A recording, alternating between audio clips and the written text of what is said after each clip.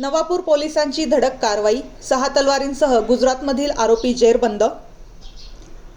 नवापूर शहरात बेकायदेशीर शस्त्रविक्री विरोधात पोलिसांनी जोरदार धडक कारवाई करत गुजरातमधील एका आरोपीला 6 तलवारींसह रंगेहात अटक केली आहे.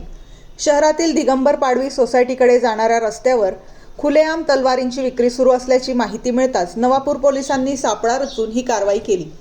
दिनांक 5 फेब्रुवारी 2026 रोजी दुपारी 2:45 वाजता दिगंबर पाडवी सोसायटीकडे जाणाऱ्या रस्त्याच्या कडेला एक तरुण संशयास्पदरित्या तलवारी विक्रीसाठी बाळगत असल्याचे आढळून आले. पोलिसांनी तत्काळ कारवाई करत त्याला ताब्यात घेतले.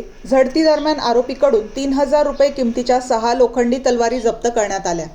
जप्त करण्यात आलेल्या तलवारींच्या पात्यावर सिरोही की प्रसिद्ध तलवार 30 साल की गॅरंटी असे हिंदीत कोरीव काम केलेले असून प्रत्येक तलवारीसाठी लाल रंगाचे मखमली कापडाचे व सोनेरी लेस लावलेले पुठ्ठ्याचे कव्हर देखील आढळून आले.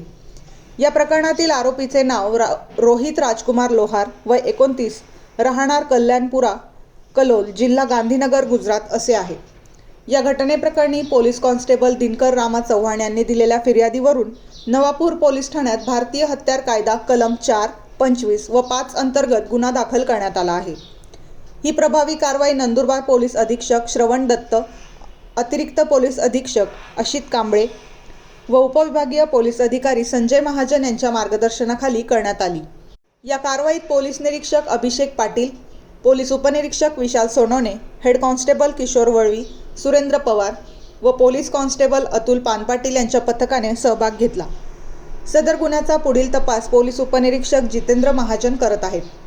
नवापूर पोलिसांच्या या धडक कारवाईमुळे बेकायदेशीर शस्त्रविक्री करणाऱ्यांचे धाबे दणाणले असून शहरातील कायदा सुव्यवस्थेच्या दृष्टीने ही कारवाई अत्यंत महत्त्वाची मानली जात आहे.